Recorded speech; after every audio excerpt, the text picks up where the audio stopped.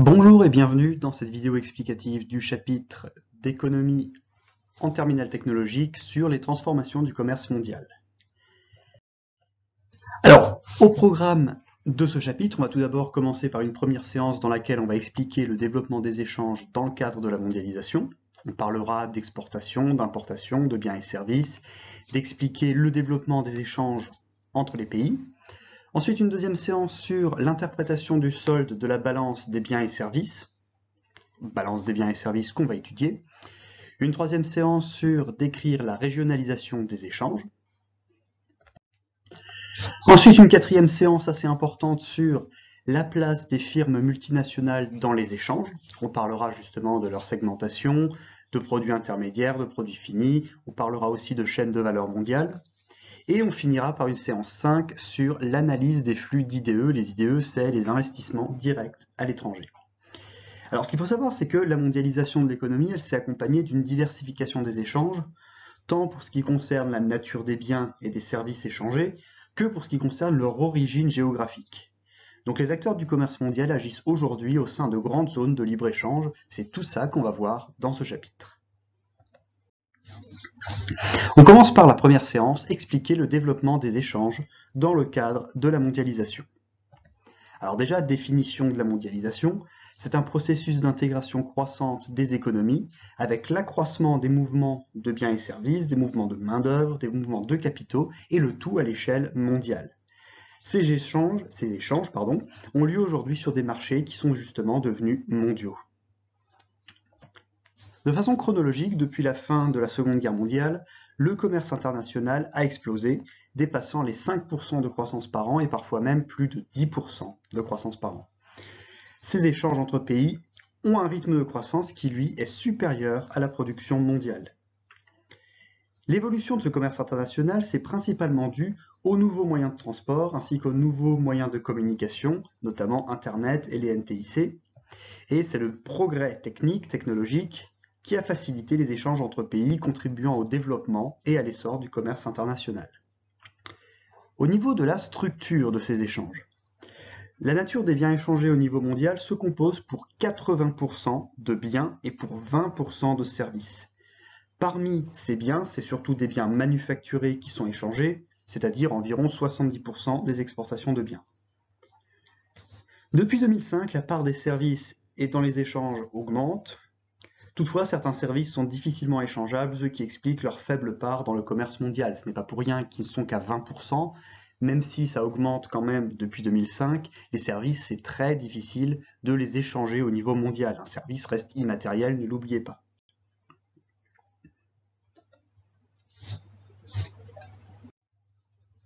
Pour la deuxième séance, interpréter le solde de la balance des biens et services. Les échanges internationaux sont mesurés grâce à un document comptable qui retrace tous les échanges de biens, services et divers revenus entre les pays. Ce document, c'est ce qu'on appelle la balance des transactions courantes. C'est un document comptable qui se décompose en 4 postes. Alors, 2 de ces postes vont former ce qui s'appelle la balance des biens et services. On a tout d'abord le solde commercial. En gros, ce sont les opérations sur les biens. Il retrace les exportations et les importations de marchandises. On a la même chose sur les services, donc le solde des services, avec les exportations de services moins les importations de services. C'est noté justement juste en dessous, il faut toujours prendre exportation moins importation pour calculer le solde, parce qu'une exportation, c'est une sortie de biens ou de services, mais surtout c'est une rentrée d'argent sur le territoire. Et une importation, c'est une sortie d'argent du territoire. Donc s'il y a plus d'exportation que d'importation, il y a plus de rentrée que de sortie d'argent, et donc on a un solde positif.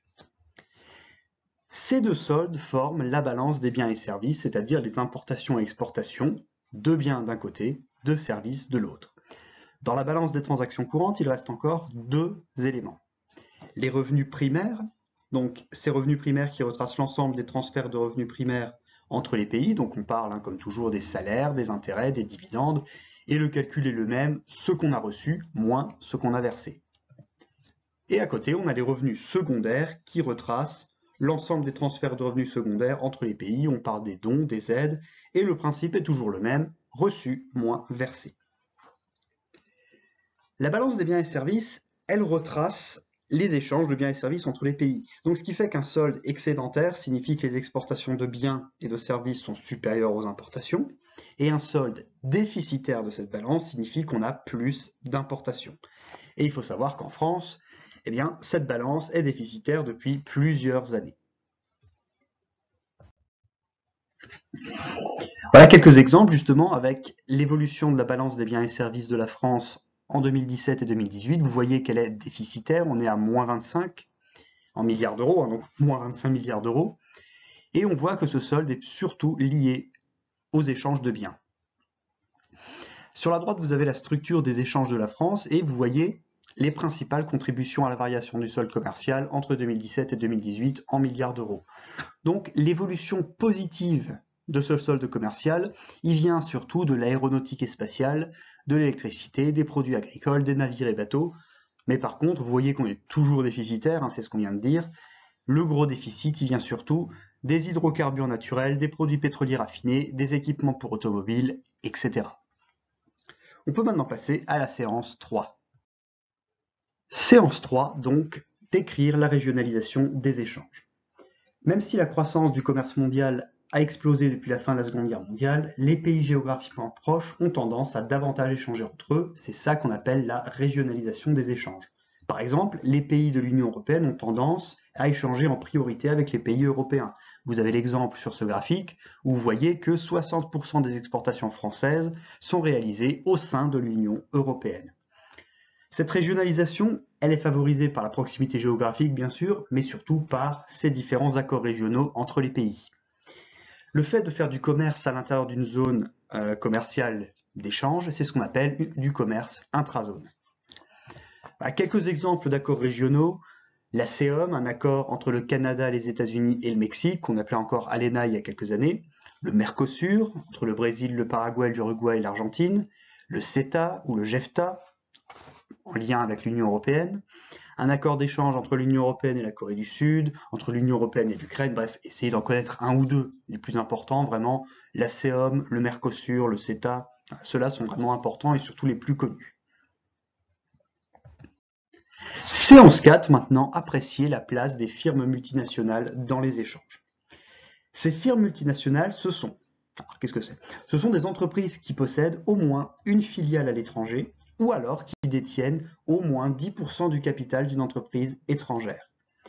Ces firmes multinationales, ce sont de vrais acteurs du commerce mondial car elles sont à l'origine de 80% des échanges internationaux. Alors ces firmes multinationales, elles répartissent leur production sur ce qu'on appelle une chaîne de valeur mondiale. Ça signifie que la production, elle est découpée en différentes activités et elle est répartie entre plusieurs pays selon les compétences de ces pays. Les matériaux, les ressources, la qualité, les prix proposés. Et cette organisation de la production au niveau mondial correspond à ce qu'on appelle la décomposition internationale des processus productifs, qu'on appelle DIPP. Elle permet justement aux entreprises de limiter leurs coûts de production. Et donc, ces firmes, elles échangent entre elles des biens ou des services intermédiaires afin de réaliser un produit fini. Donc là, vous avez par exemple sur ce petit schéma, un produit intermédiaire entre les États-Unis et la France, un autre entre la France et la Chine, le produit fini est envoyé en Pologne, et vous remarquez qu'il y a justement des activités.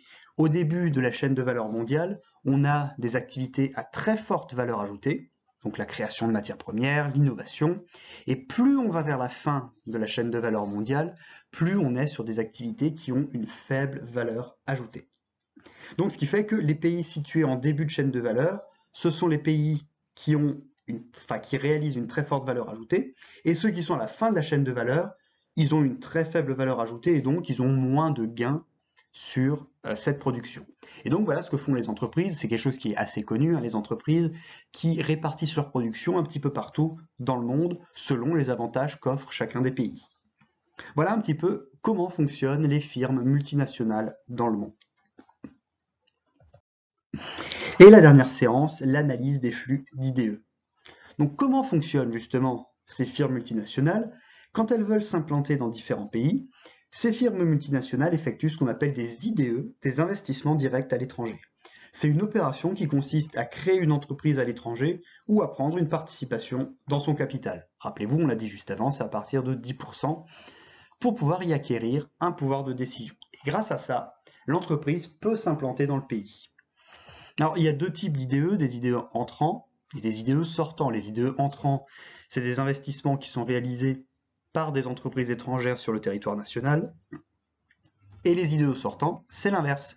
C'est les investissements réalisés par les entreprises de notre pays qui sont réalisés sur un territoire étranger. Et ces IDE, ils sont considérés comme une preuve d'attractivité d'un pays. La plupart des pays essayent de les attirer en raison des effets positifs qu'ils apportent à la croissance. Ils permettent de créer des emplois, d'améliorer la productivité dans le pays d'accueil et de permettre le transfert de connaissances et de technologies entre entreprises. Cependant, vous vous en doutez, il n'y a pas que des effets positifs, il y a aussi des effets négatifs sur le fait d'avoir des IDE. Des effets négatifs notamment sur l'emploi et les conditions de travail. Parce qu'à cause des IDE, la concurrence est exacerbée et donc les entreprises moins performantes, elles finiront très rapidement par faire faillite. Et là par contre, ça n'a pas de création d'emplois, ça entraîne justement des destructions d'emplois et de très mauvaises conditions de travail. De plus, l'implantation de firmes dans les pays d'accueil peut également être néfaste pour l'environnement, étant donné que la plupart du temps, ce qu'on délocalise, c'est aussi les activités polluantes. Donc, il y a une pollution qui est réalisée dans le pays d'accueil. Voilà pour ce chapitre sur les transformations du commerce mondial. Il y aura évidemment une autre vidéo pour le chapitre suivant sur le commerce international. Donc d'ici là, je vous souhaite une bonne journée, de bonnes révisions pour le bac, et à la prochaine.